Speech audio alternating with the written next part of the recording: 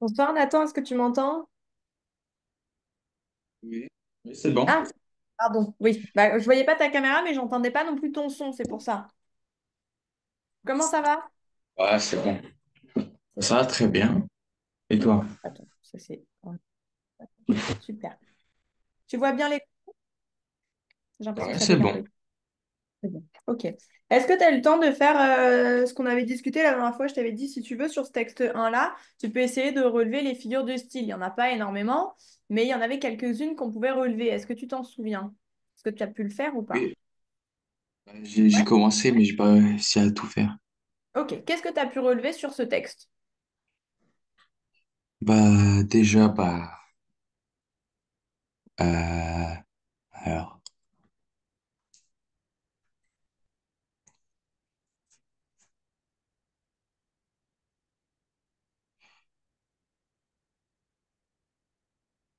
j'ai repéré une gradation À quel déjà, endroit? avec révolte, sauvage et emporté. Ok. Alors pour moi ici, on n'est pas sur un effet de gradation. On est sur autre chose, mais je suis d'accord qu'il y a quelque chose ici. Mais la gradation, tu es vraiment dans l'exagération ou le quelque chose qui diminue. Ici, révolte, sauvage, emporté pour moi, on n'est pas dans l'accentuation du mouvement. Alors oui, on a un mouvement qui est une révolte, on a un mouvement qui est sauvage, on a un mouvement qui est emporté, mais en final, une révolte, quelque chose de révoltant, quelque chose de sauvage et quelque chose d'emporté, c'est plus ou moins les mêmes choses. Comment on appelle cette figure de style qui juste parle de la même chose, mais en parlant plusieurs fois de cette même chose de manière différente? Tu te souviens ou pas?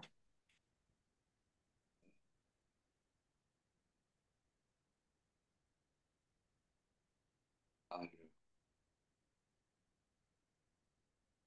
Qu'est-ce qu'on fait quand on dit, par exemple, si je te dis dans mon sac à dos, j'ai une casquette, un pantalon, une paire de chaussettes, des écouteurs, un casque. Qu'est-ce que c'est ça, tous ces éléments-là que je viens de citer?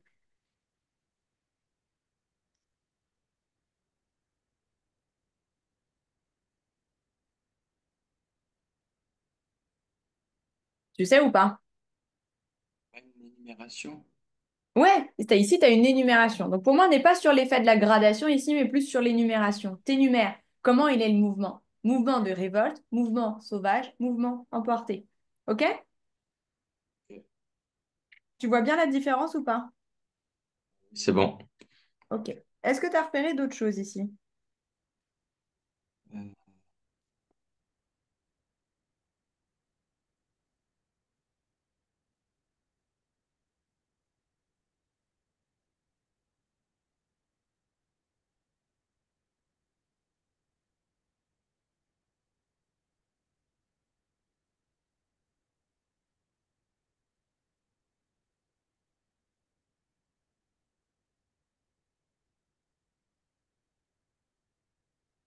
Que tu vois d'autres petites choses?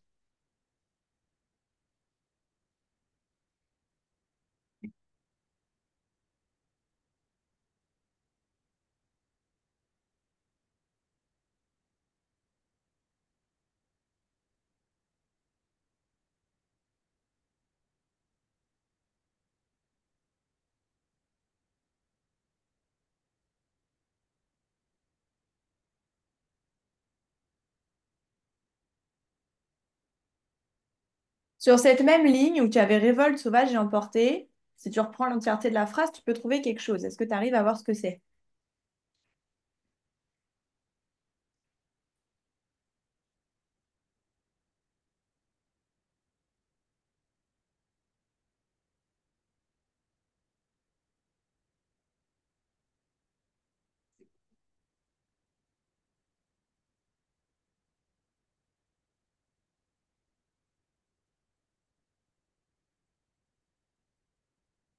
Elle lui a un mouvement de révolte sauvage emporté.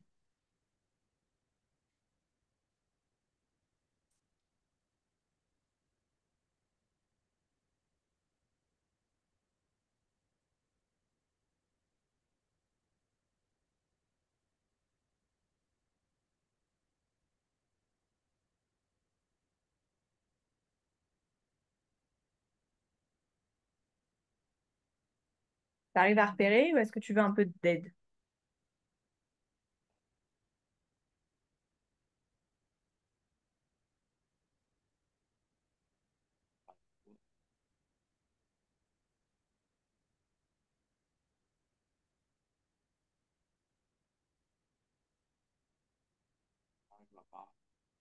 Je ne sais pas si tu parles, mais je t'entends pas.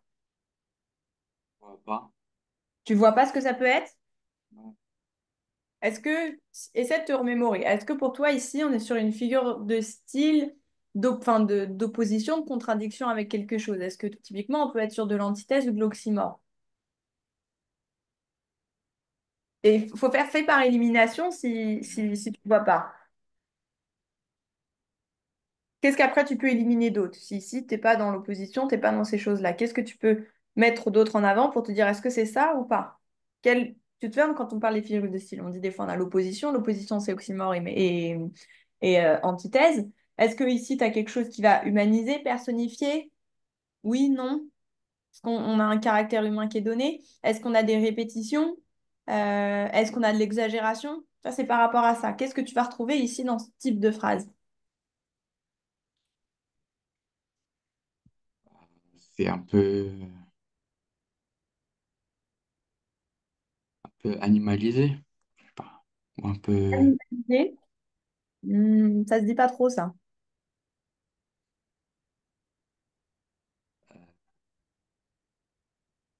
En fait, pour l'analyse, je te donne l'indice pour que tu puisses voir. Ce texte-là, il n'est pas simple au niveau de l'analyse des figures de style. Au moins, pour les repérer, c'est déjà bien, mais c'était pas le plus simple. De base, ce texte-là, ce cours-là, je voulais l'utiliser principalement pour bien travailler le champ lexical. Mais c'est quand même important de relever les figures de style. Il y en a quelques-unes qui sont un peu plus compliquées à repérer parce que le but était vraiment sur les champs lexicaux. Mais ici, en fait, tu as ton énumération que toi, tu as parlé en type de gradation, mais tu as bien compris pourquoi on n'a pas une gradation, mais une énumération. Et en fait, autour de cet élément-là que toi, tu as caractérisé en gradation, pourquoi tu le caractérises en gradation? Parce que tu as quelque chose d'important, tu as une exagération de la chose, une révolte sauvage. Tu pourrais croire que c'est quelque chose qui se grade et qui est croissant, mais en fait, c'est juste l'information sur le mouvement, un mouvement qui est révoltant, un mouvement sauvage, un mouvement emporté. Et ces éléments-là font partie, entre guillemets, de quelque chose qui est dans l'exagération de ce qui se passe. Donc, pour moi, ici, tu as en premier lieu l'énumération, mais deuxièmement, tu as une hyperbole qui est un peu cachée dans le sens où tu peux pas dire juste que tu as une hyperbole ici, ça fonctionne pas. Ton analyse de l'hyperbole, elle fonctionne parce que tu as une énumération à côté et que tes éléments d'énumération font que l'action de ta phrase peut être peut être une hyperbole. J'en perds mes mots. OK? Est-ce que tu as bien compris ça ou pas? Du coup, il y a quoi comme figure de style? J'ai entendu. Du coup, il y a quoi comme figure de style? Bah, du coup, sur celle-ci, tu parles d'une hyperbole, mais qui est un peu cachée. Dans l'analyse, il faut dire que tu as une hyperbole qui est minime, mais qui est mise en avant par ton énumération du mouvement. Le mouvement de la révolte, le mouvement sauvage et le mouvement emporté. OK? Ok, ça marche. Est-ce que tu trouves d'autres choses ici?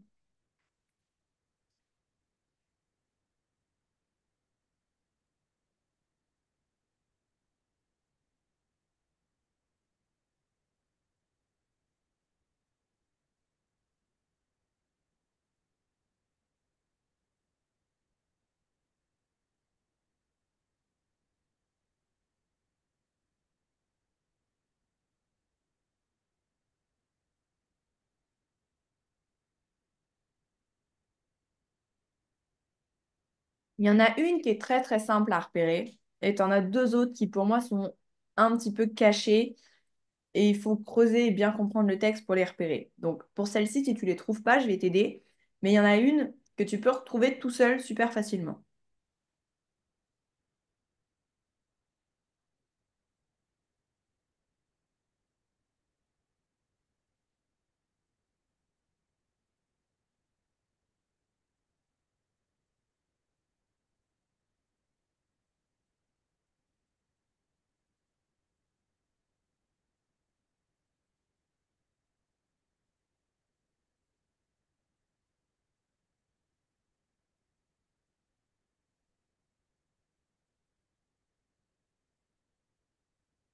que tu la repères.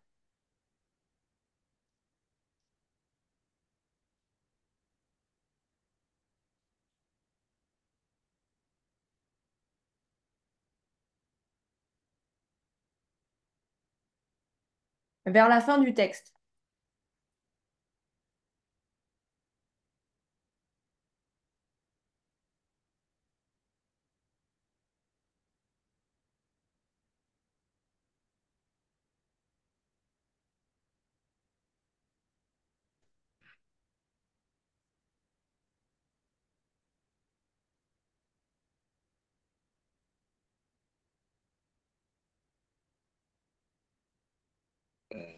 Tu le vois ou pas?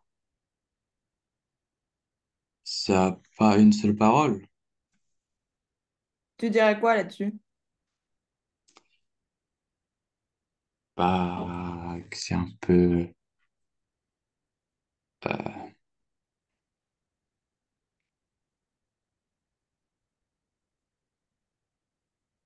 Qu'est-ce que tu relèves si tu dis ça? Qu'est-ce que tu relèves comme figure de style?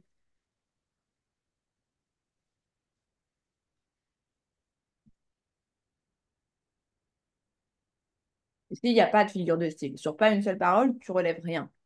Mais l'acte fut silencieux et brutal. Tu peux relever quelque chose ici.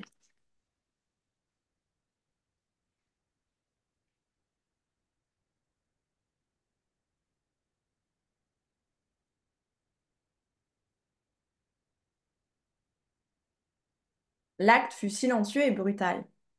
Qu'est-ce que tu retrouves? d'oxymore. Est-ce que tu es sûr que c'est une oxymore? Euh,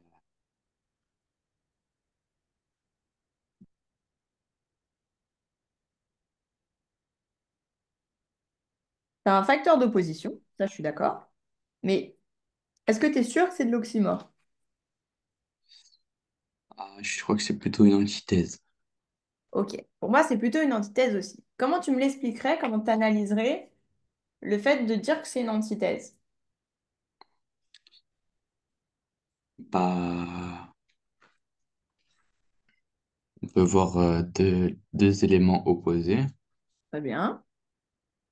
avec silencieux et brutal. On peut dire que c'est un peu pour mettre ces deux choses en commun. Alors attention, c'est pas en commun. Si tu es sur de l'antithèse, c'est pas en Bah, commun. c'est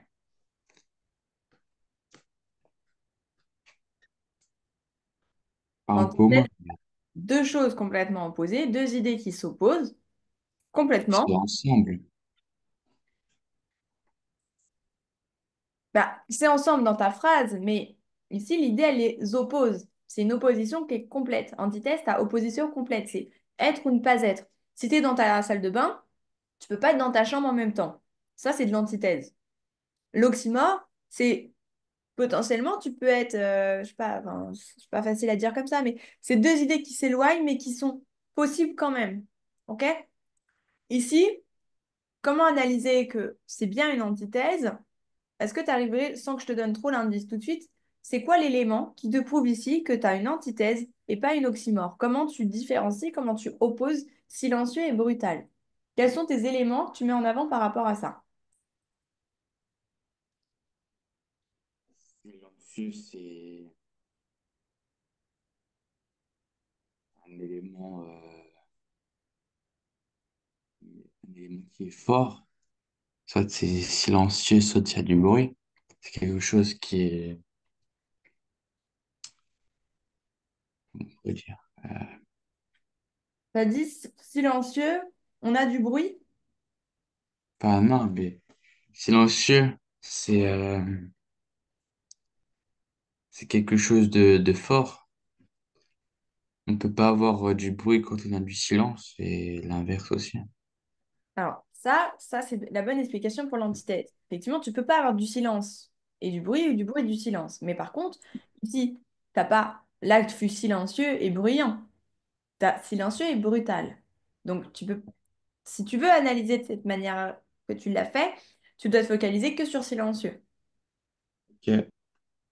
Et du coup, Ok, le silence, c'est le contraire du bruit, mais du coup, ça signifierait que le brutal, il est assimilé au bruit, et du coup, il faut que tu fasses un lien entre brutal et bruit, et une opposition au silence. Qu'est-ce que tu dirais?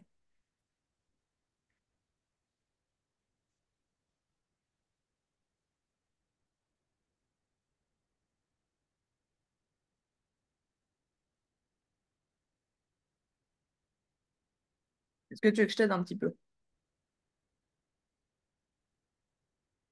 Ouais, je veux bien. Ici, dans les analyses d'antithèse, on est toujours sur comment tu opposes ces éléments-là. Qu'est-ce qui les oppose? Le silence et la brutalité. Le silence, ça va désigner quelque chose de plutôt paisible, en fait. Le silence, c'est le calme. Alors que la brutalité, c'est un peu la pagaille, donc forcément un peu plus de bruit. Ok? Si tu veux du silence, quand tu vas au spa, je sais pas si tu as déjà été dans un spa, bon, c'est peut-être plutôt pour les filles, on va dire c'est un peu comme ça, mais je sais pas si tu connais l'univers du spa. Quand tu vas dans un spa, tu vas pour te reposer. Le yoga, tous les trucs comme ça, c'est pareil. C'est reposant, c'est silencieux. Alors que brutal, bah, je sais pas, un match de boxe, c'est brutal. Et puis les gens, les spectateurs autour du match, bah, ils vont pas être silencieux, ils sont bruyants. Donc, t'as, tu t'es rapproché de silencieux et le contraire de bruit, bah, dans le sens où ici, l'acte fut silencieux et brutal, tu as bien une oxymore entre le silence et la brutalité. Le silence qui représente la paix, ok, la paix, comment on pourrait dire ça?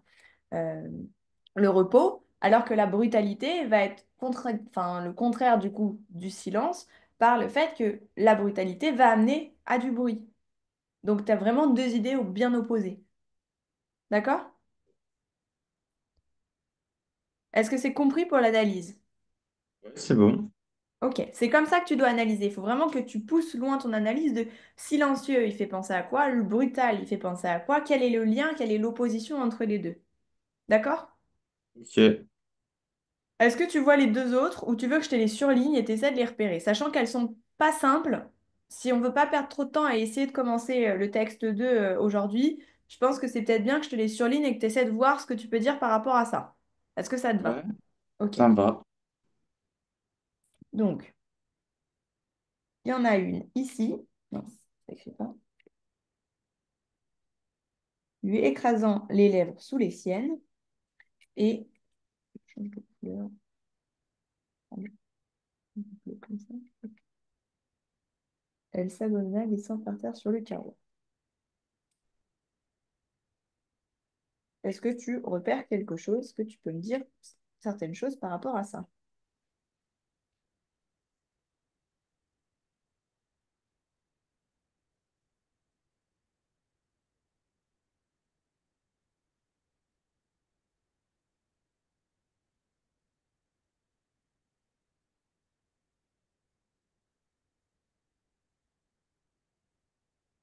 Sur laquelle tu te focalises en premier?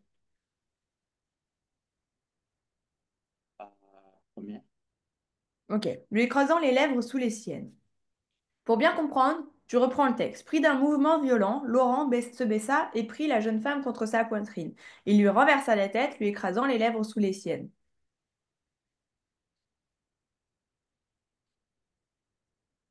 Qu'est-ce que tu pourrais repérer, comprendre?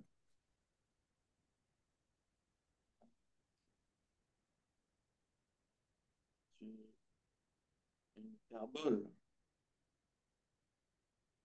Essaie d'analyser comment tu me parlerais de cette hyperbole pour voir. Bah, il exagère le fait de poser ses lèvres sous les siennes et que Attention, je te coupe tout de suite parce que tu repars sur tes mauvaises habitudes. Tu me cites le texte. L'hyperbole, c'est de montrer en quoi c'est une exagération, pas reciter le texte. En quoi ce qui est dit là, c'est une exagération. Tu peux pas dire il y a une exagération de lui écraser les lèvres sous les siennes. L'exagération, ça veut dire quoi, lui écraser les lèvres sous les siennes? Ça veut dire quoi ça?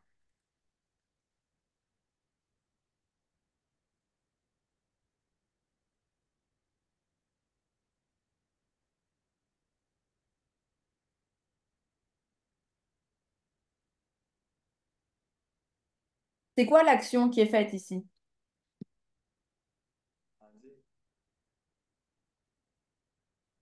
Est-ce que tu comprends ce qui est dit?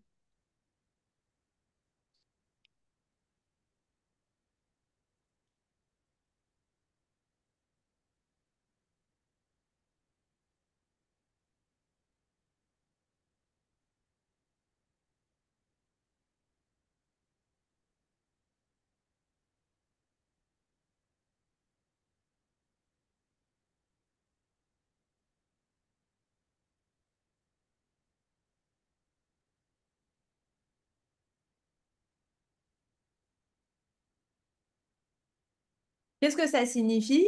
Lui écrasant les lèvres sous les siennes. C'est quoi l'action qui est représentée ici? Est-ce que, avec tes mots, tu peux m'expliquer cette action?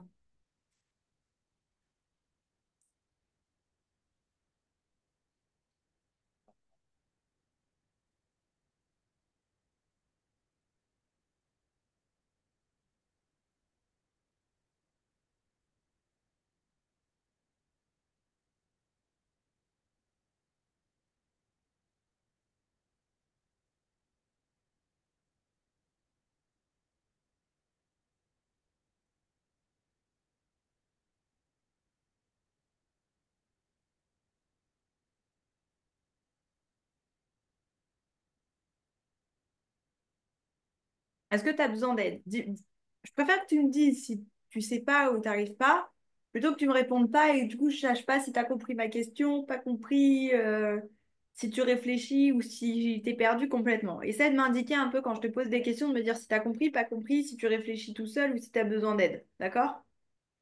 Ok. Ici, Ah, j'ai- qu'est-ce que ça veut dire? je sais pas, je comprends pas trop. Ici, lui Pas écrasant trop les compris. lèvres sous les siennes, ça représente un baiser en fait, un bisou.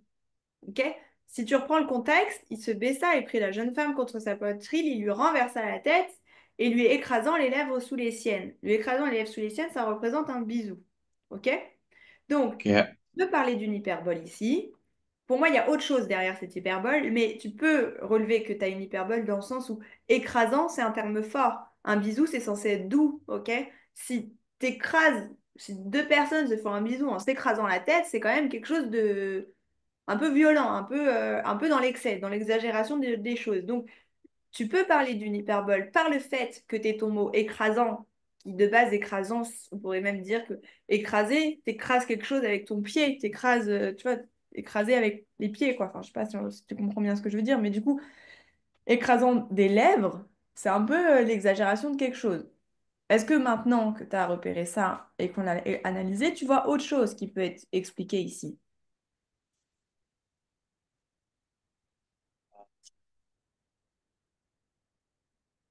Ou bah, il y a un genre d'euphémisme. Comment t'expliquerais le féminisme? Le féminisme, il est là pour faire quoi? Que tu te souviens? Le rôle de l'euphémisme.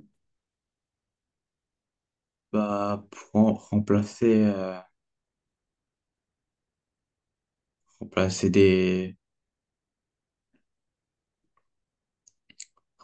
des mots ou un groupe de mots euh,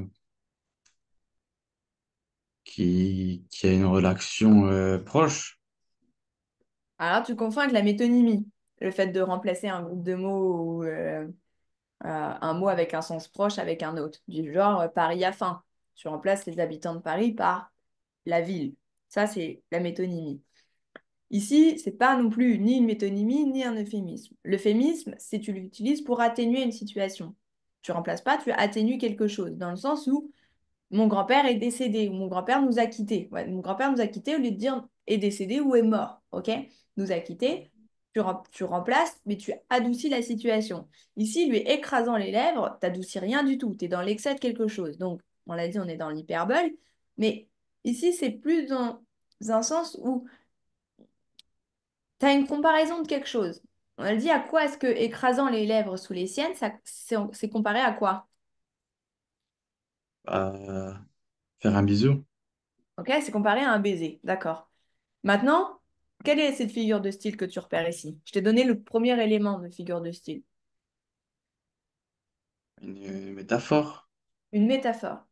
Je suis d'accord qu'elle est bien cachée, cette métaphore. Elle est Caché dans le sens où tu n'as pas d'éléments qui te prouvent avant qu'on parle de ça. Mais ici, c'est la formulation de phrase qui te montre que tu as bien une métaphore. Lui écrasant les lèvres sous les siennes, c'est l'idée en fait d'un baiser forcé qui est caché. Forcé pourquoi? Parce que écrasant et sous les siennes, enfin écrasant, tu es dans quelque chose qu'on a dit qui est un peu une hyperbole dans le sens où tu es très forte sur l'exagération de quelque chose. Et puis il est forcé parce que tu as tes verbes d'action qu'on avait repérés la dernière fois, se baissa et pris. Tu vois, qui te montre que elle a une perte de sa liberté. Et donc, en plus, lui écrasant les lèvres, ça montre bien que c'est l'idée du baiser qui est forcé. OK? Ok. C'est tout ce qu'il y a à dire pour celle-ci. Est-ce que tu arrives à repérer celle d'en dessous? C'est... Celle-ci, elle est plus compliquée encore parce que pour moi, c'est pas 100% une figure de style, c'est autre chose. Mais il faut l'analyser dans un... Enfin, je veux pas t'embrouiller. Essaie de voir ce que tu pourrais me dire. Si tu peux dire quelque chose qui est hors contexte d'une figure de style, je l'accepterai aussi. Essaie de repérer ce que tu peux voir sur ça. Attends, juste...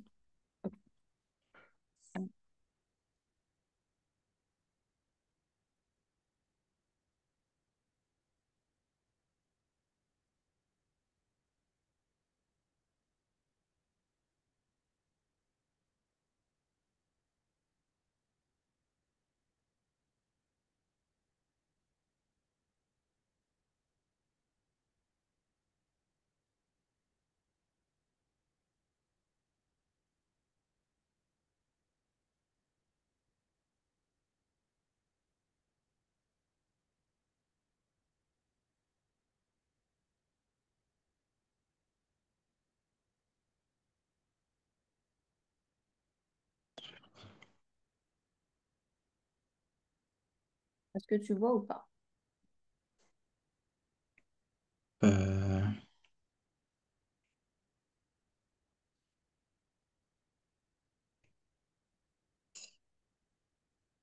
c'est un peu du l'état l'état elle n'est plus à l'état humain. Très Elle bien, est très bien, c'est exactement ça. Comment on appelle ça du coup si elle n'est pas à l'état humain? à l'état sauvage. Ouais, mais en fait, il faut utiliser ça dans le sens où c'est quoi la figure de style qui rend humain? Bah, personnification. Ok? Le terme que tu utilises pour dire que c'est personnifié, on utilise quoi comme terme? Bah, ça humanise, Ok? Et donc ici, le contraire d'humaniser. ça déshumanise. Ok. Donc ici, c'est ça. C'est pas état. Enfin, oui, c'est l'état sauvage. Ça se réfère au champ lexical qu'on avait trouvé. Tu te souviens, lexique de l'état sauvage, Sabodona glissant par terre et sur le carreau. Donc ici, tu es dans la déshumanisation du personnage. Ok? C'est juste ça qui est à relever. Ok. Quand tu l'analyses, comment tu prouves cette déshumanisation? Par le fait que tu es ton lexique de l'état sauvage par terre, sur le carreau, c'est de l'état sauvage. Tu sais que plus loin, il y a de la brutalité, ou pareil, c'est sauvage. Tu as le terme sauvage qu'on avait relevé plus tôt. S'abandonna, qui sait qu'on abandonne, c'est pas des humains en règle générale. Ok? Donc tout ça, ça te montre encore plus que tu es dans la déshumanisation. Est-ce que c'est bon pour ça? Oui, c'est bon. Ok. Ce que je te propose, on fait le texte 2 aujourd'hui. On le terminera la prochaine fois si on n'a pas le temps de le terminer aujourd'hui. Et pour le cours prochain, on parle du paragraphe argumenté. Est-ce que ça te va? Ok. Ok. Ici, le texte 2, c'est, enfin, comme je te l'ai dit tout à l'heure, ce cours-là, il est principalement ici, enfin, on l'a principalement fait pour relever les champs lexicaux. Donc, il y a quand même pas mal de figures de style dans ce texte-là. Soit tu commences par relever les champs lexicaux parce que c'est quand même le plus gros de ce texte-là. Soit si tu veux continuer d'analyser comme on a appris depuis le début, tu peux quand même d'abord commencer par les figures de style. Je te laisse choisir ce que tu veux faire. Mais par contre, avant de relever ça, est-ce que tu te souviens des trois, quatre choses qu'il faut relever avant même de commencer à analyser son texte? Bah, on a déjà le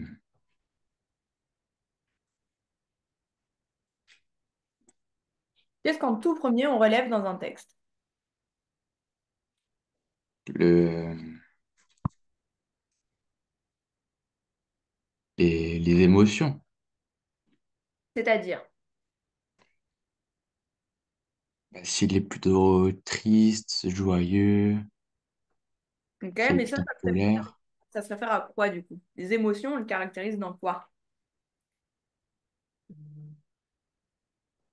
Est-ce que tu te souviens? le ton, Très bien. Tu relèves le ton. Qu'est-ce que tu dois relever d'autre? le registre, Très bien. Et ensuite, puis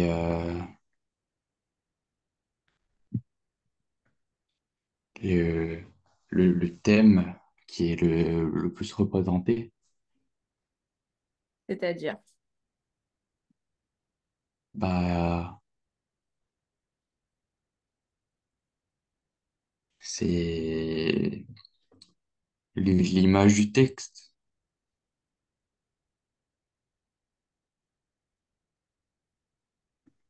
Ça réfère à quoi les images du texte? Je vois pas à quoi tu veux faire référence.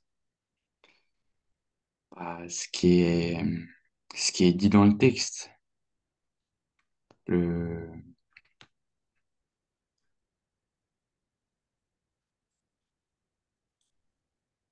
pas comment expliquer, mais c'est l'idée qui revient, quoi. Ok, mais du coup, c'est l'idée. Tu pars sur le ton, le registre. Le registre, c'est plutôt l'idée. C'est quoi l'idée ici? Le registre, tu fais référence à ça ou le ton, tu fais référence à ça aussi. Tu as plusieurs tons dans un texte. Tu as oublié Euh, le plus important, le premier truc qu'on repère.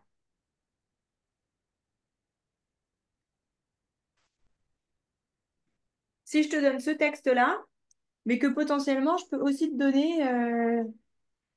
Attends, je sais en trouver un. Si je te donne ce texte-là, c'est quoi la différence entre ce texte-là et celui que je t'ai montré juste avant? bah, le style d'écriture. C'est sûr que C'est c'est... c'est un Ici, roman ou une pièce de théâtre très ou bien. une Ici, poésie. j'ai une pièce de théâtre. Et nous, ici, sur le texte qu'on a ensemble, on a quoi? Un, un genre de roman. Ouais, c'est plutôt un genre de roman ou une nouvelle. On sait pas exactement. Je t'ai pas mis le titre de l'œuvre, donc on ne sait pas trop. Ok? Donc, peux dire type de texte, roman, poésie, théâtre, etc. Mais c'est surtout le genre que tu as oublié. Le genre, c'est quoi le genre que tu peux avoir ici?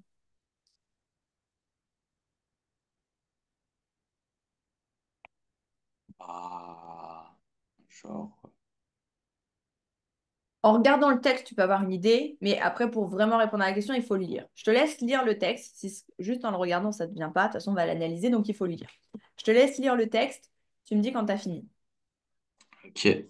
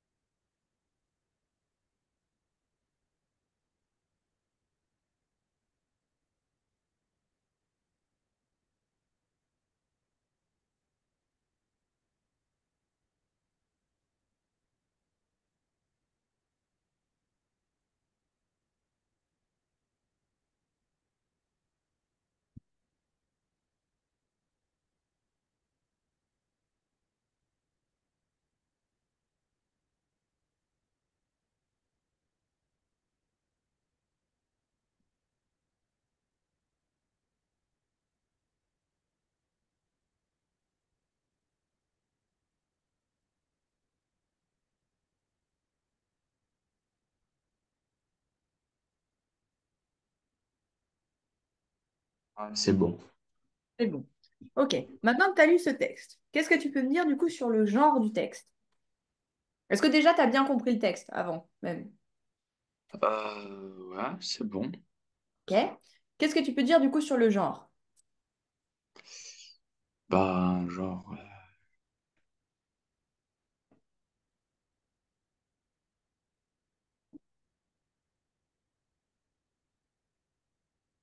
bah,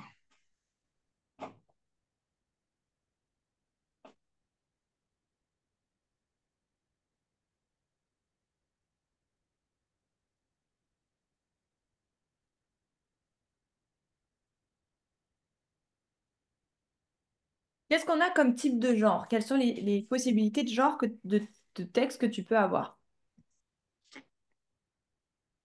il y a des genres, déjà, il y a le genre tragique. Alors ça, c'est le registre. Ah mince. Les genres. C'est quoi les genres de texte? Bah, le genre, c'est,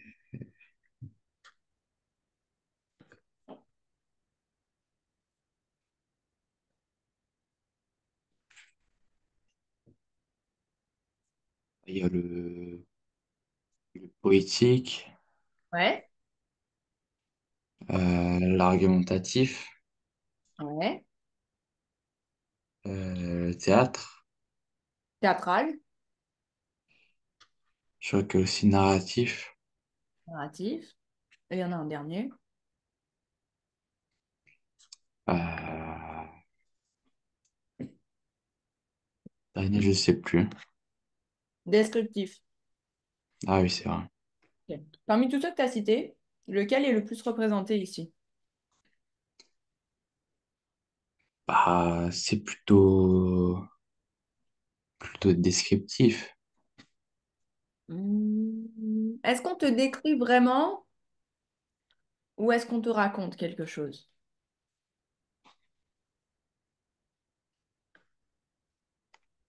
Bah, Vraiment, on te donne des... En fait, la différence entre le narratif et le descriptif, des textes, tu peux avoir les deux. Du narratif dans le sens où on te raconte une histoire et du descriptif parce qu'on te raconte l'histoire mais dans les moindres détails. Est-ce que ici, on te raconte une histoire et on te donne des descriptions ou est-ce qu'on te raconte juste une histoire ou est-ce qu'on te donne que des descriptions de certaines choses? bah, c'est un peu des deux. Ouais. Trouve-moi quel élément te montrerait qu'on est vraiment sur de la description. Bah,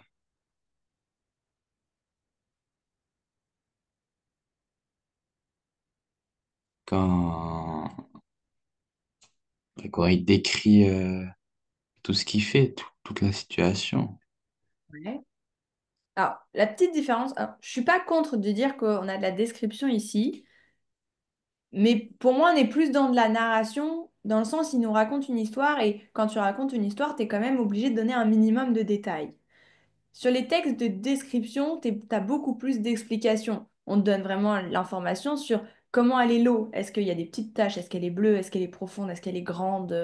Voilà. Le ciel, comment est le ciel? Est-ce qu'il y a des nuages? Est-ce qu'il y en a un petit peu? Est-ce qu'il y en a beaucoup? Quelle couleur ils sont? Quelle taille? Euh, Tu vois, on est vraiment poussé dans la description. Ici, il y a une légère description. On nous donne les informations, mais dans le sens où les informations qu'on nous donne ici, elles font plus partie de l'information qu'on a besoin pour comprendre l'histoire, pour comprendre la narration. Je ne serais pas à 100% de mettre qu'on est un genre narratif et descriptif, mais tu peux dire que tu as une narration tournée autour de la description de certains éléments, ok, pour la compréhension Ok. de ton texte. Ok. Au niveau du ton, qu'est-ce que tu repères? Le ton et le registre. Bah, le ton,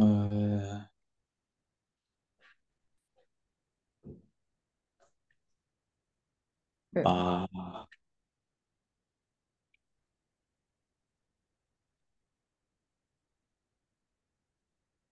c'est un ton un peu joyeux. Ouais, joyeux. Qu'est-ce que tu pourrais relever d'autre un peu? Bah, Est-ce que tout le texte, c'est la même chose? C'est joyeux partout ou il y a des moments où ça l'est moins? Bah, il y a des moments par exemple, quand la barque coulait avec l'eau, bah, c'est pas très joyeux. Pas très joyeux ces moments-là. Donc, essaie de faire un juste milieu entre ce que tu dis et qu'est-ce qui serait le plus représentatif dans le ton ici.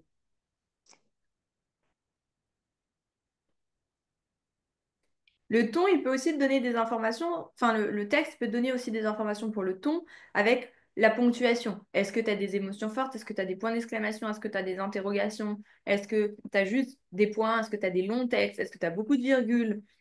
Ça peut aussi te donner des informations.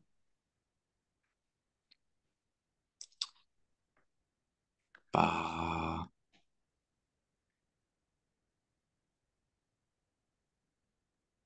c'est un peu neutre. Exactement. Ici, le ton, il est plutôt neutre, dans le sens où on pourrait presque dire il est plat. Il est plat parce que t'as des accentuations, tu as des points, mais tu relèves pas d'émotions particulières, enfin, pas à l'œil nu et pas en relevant ce que tu peux relever ici en juste analysant comme ça le ton. OK? Donc, Oui. il est plutôt plat, il est joyeux par moments, mais presque mélancolique un peu en fait. OK? Ok. Et pour le registre, ça se rapprocherait de quel registre ici? Bah, c'est un peu, euh, Que tu te souviens des registres qui existent. c'est un peu argumentatif, un peu,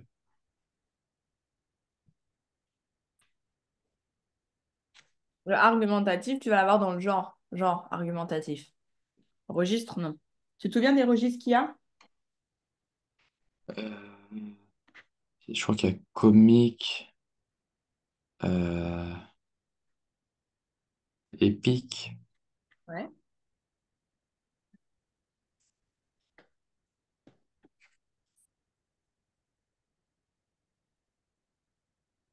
Tu as 7 registres. Le registre tragique, épique, fantastique, pathétique, comique, lyrique. Et l'autre, c'est élégiaque, mais lui, on le voit très peu. Enfin, moi, pour te dire, je le connais même pas, je ne l'ai jamais vu. OK? Donc, tu as ces registres-là. Parmi ceux que tu vois ici sur ce que je t'ai partagé, lequel se rapprocherait le plus de notre texte? Bah,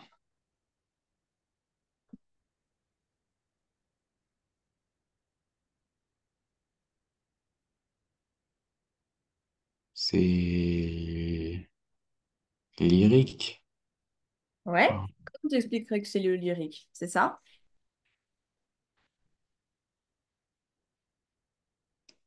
bah, ils disent ce que l'auteur exprime.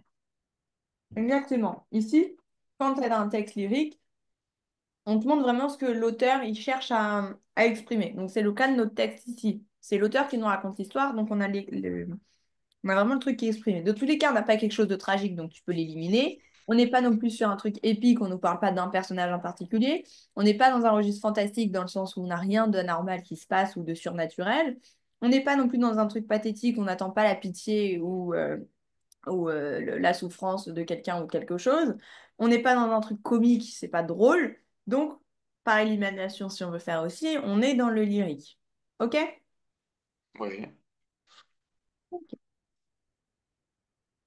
Maintenant que tu as fait tout ça, qu'est-ce que tu fais?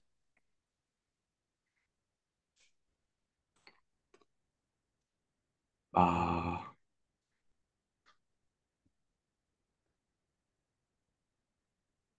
on perd les champs lexicaux. Ok.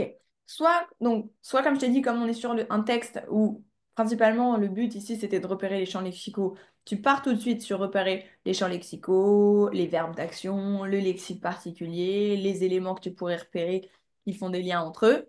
Soit tu gardes en tête la méthodologie qu'on a sur l'analyse qui est en premier lieu les figures de style. C'est comme tu veux, je te laisse faire, juste il n'y a pas beaucoup de figures de style, mais il y a beaucoup de champs lexicaux. Tu choisis pour ce texte-là ce que tu veux faire en premier. Qu'est-ce que tu choisis? Bah, les champs lexicaux. Ok. te laisse me dire ce que tu repères ici, du coup, comme champ lexical. On essaie d'en relever un aujourd'hui. Après, on s'arrêtera là et je te propose de relever les prochains pour la semaine prochaine.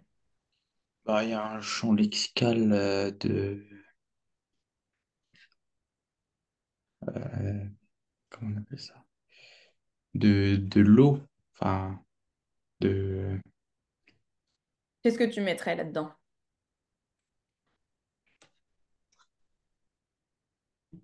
pas avec,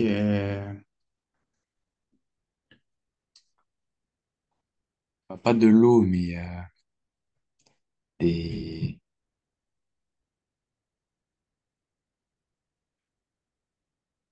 Dis-moi ce que tu mettrais comme mot et après, on va essayer de repérer. ben, il y a canot, eau, barque, euh,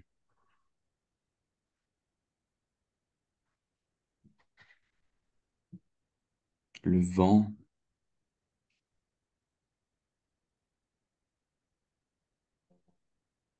les îles. Les îles? Où c'est que tu vois ça? J'ai pas entendu. C'est l'avant-dernière ligne.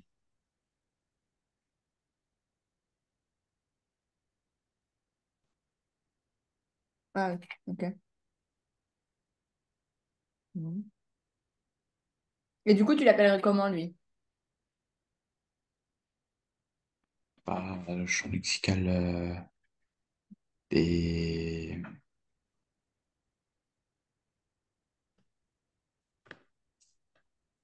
euh,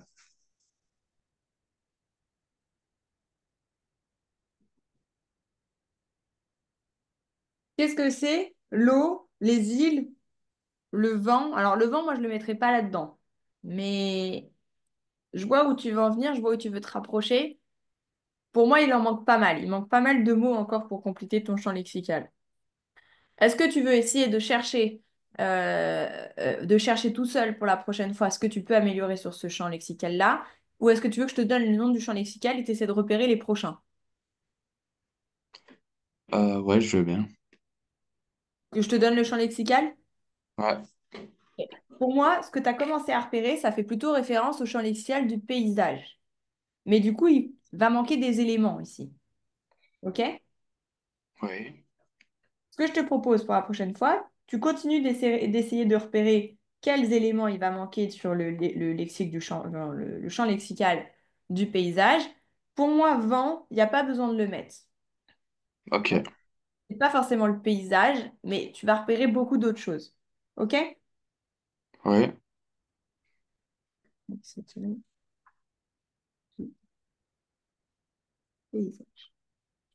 OK? On s'arrête là pour ouais, ça aujourd'hui. Comme ça, marche.